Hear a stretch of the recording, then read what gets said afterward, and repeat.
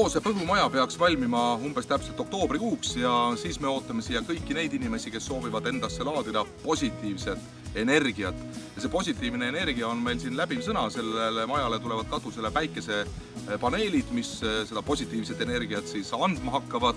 Ja see maja on ehitatud ka sellistest materjalidest, mis seda positiivset energiat ise tekitavad, aura mõttes ka juba. Ja põhuplaatidest on see maja üleni tehtud ja nüüd oleme jõudnud sellesse etappi, kus on vaja panna soojustust ja uskuge või mitte, me oleme leidnud ühed ägedad vennad, villavennad on nende täpsem nimetus ja nemad kasutavad soojustusmaterjalina, uskuge või mitte, puhast vana paberit.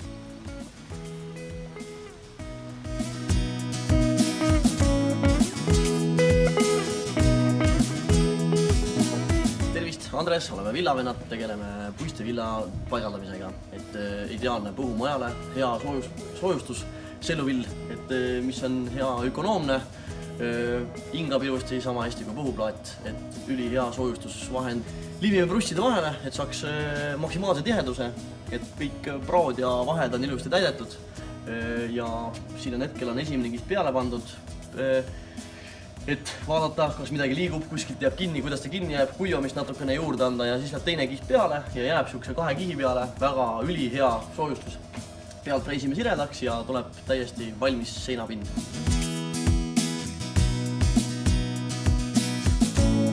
Katusele tulevad katusekimid, mis on siit lähedalt metsast varutud puidust tehtud.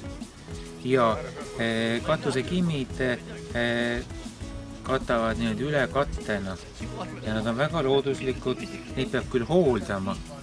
Iga 5 aasta tagant tuleb kõrvaga üle tõmmata, et katus vastu peaks.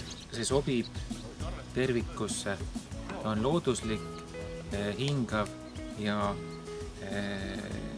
hästi kestev.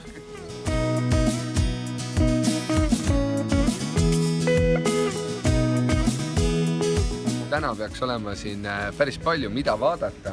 Vaadata on ühest küljest seda, et kimmkatust on hakatud lööma, mis tuleb väga selline uudne ja äge. Samas on välisfassaad on kaetud voodriga juba, et selle värvimine on alanud. Ja vast kõige olulisem on meil puistevillatööd, mis majas sees toimuvad, ehk siis täna homme on juba maja soojapidavus peaaegu selline, nagu ta tulevikus tulema hakkab. Ja saame põhuplaadi kihi veel peale panna ja saame viimistlemisega peale hakata. Ja niivõrd kiire tulemuse jaoks on väga häid koostööpartnerid vaja, et ma arvan, et väga õige oleks nemad ka ära nimetada, tänu kellele me oleme sellisele tulemusele jõudnud. Kindlasti Rotoplas, kes on meid palju aidanud, siis katusekatted ja igasugused vundamendilindid ja sellised asjad. Kindlasti villavennad, kes teevad siin pikad päevad, et saaks kõik need seinad ja raealused villatamised tehtud. Samas F&E tööd, kelle käest me kõik asju rendime, et neile kindlasti suur kummardus.